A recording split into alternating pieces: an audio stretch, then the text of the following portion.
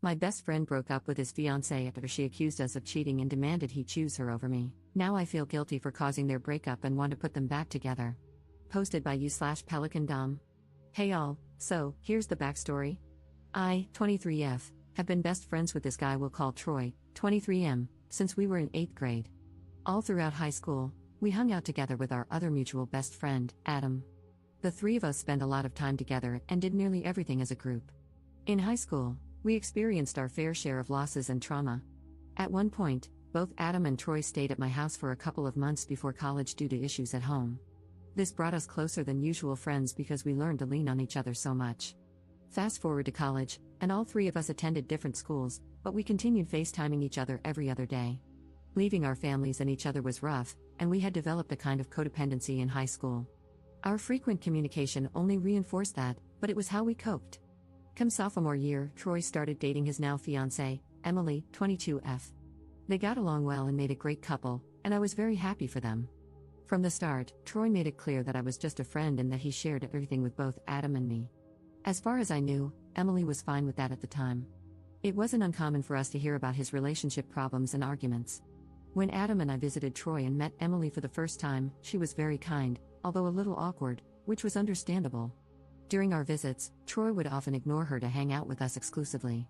We pointed this out to him, but he dismissed it, saying he saw her every day, while he saw us maybe once every 6 months. I let it slide because it wasn't my place to interfere. However, I think those visits and his neglect of her started to create her bitterness toward me. Years passed, and now they're engaged. Adam was chosen as the best man, and I'm supposed to be a groomsman in the wedding. A few months ago, our best friend Adam unexpectedly committed suicide. Troy and I were, and still are, devastated. It came out of nowhere, and we blame ourselves, even though we know it's not our fault. I live alone in an apartment and expressed to Troy that I was feeling distressed and lonely, especially due to the COVID lockdown. Troy dropped everything to come live with me for a few weeks so we could process our grief together. We've both been attending therapy for grief. A week ago, Troy got a call from Emily, who said she wanted him back at their apartment because she didn't trust him being with me. She accused him of cheating on her with me and said he should be choosing her over me. Troy got upset and told her that he was grieving and she didn't understand what he was going through, but I did. It escalated to the point where Emily gave him an ultimatum: choose me or her. Troy told her it was unfair to make him choose between two important people in his life and that if she couldn't understand his need for support, maybe they weren't meant to be together. She was hurt by his response and told him she needed time to cool off and think. They hung up. Today, Emily texted me, asking if I had feelings for him. I told her no.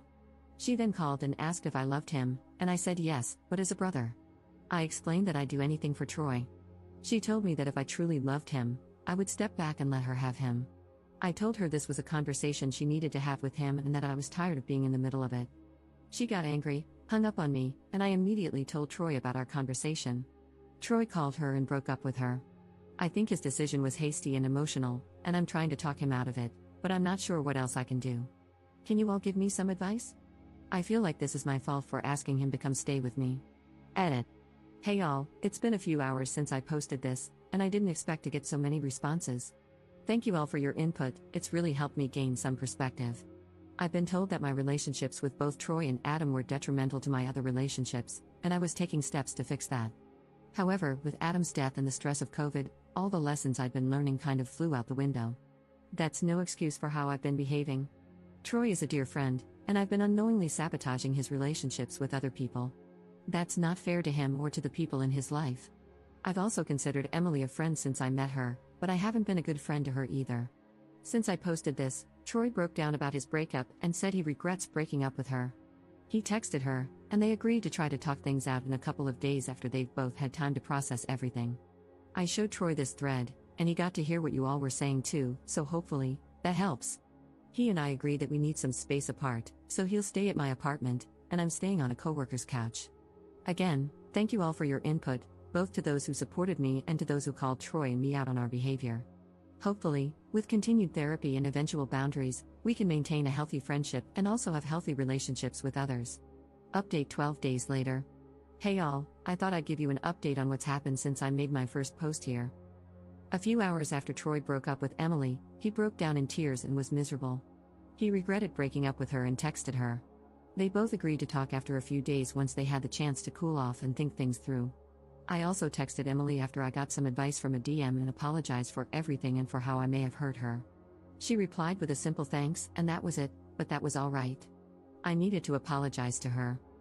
That evening, Troy and I went over the comments from the original post and talked with each other.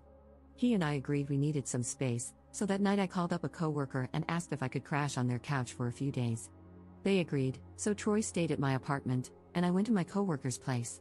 We didn't talk for 5 days to give each other space. That was really hard for me because I kept overthinking that Troy hated me and didn't want me in his life anymore. I was convinced I was going to lose him, and that made me miserable because we had just lost Adam. But that was just my anxiety speaking. After a few days, Troy called me and said he had spoken with Emily, and they were back together. I was so happy for them and relieved. I wanted to ask for details, but I figured I had stuck my nose into their relationship enough as it was, so I didn't ask, and Troy didn't say anything. He told me I should come back to the apartment, and I asked if Emily was all right with that. He said yes, so I moved back into my apartment. When I got back, I asked him if he was going to return to his apartment with Emily, but he said no due to COVID, so he'll be staying with me for at least the next few weeks. Having had several days apart with no communication was something new for us, so when we were together again, we talked about everything we'd been thinking about. We talked about how much we missed Adam, what we could have done to help him, and the guilt we were both holding on to. It also came out that Troy had rushed to my side when I asked him to because he was afraid I was suicidal and didn't want to lose me either. I felt really guilty about that. I scared Troy, and that was never my intention. Then we started talking about all the memories we had with Adam, and that was really uplifting, even though we were crying the whole time. I also told him how nervous I was during our time apart, and he said he felt the same way. We laughed about it and agreed we need to work on our independence from each other. The next day, I got a call from Emily and answered it.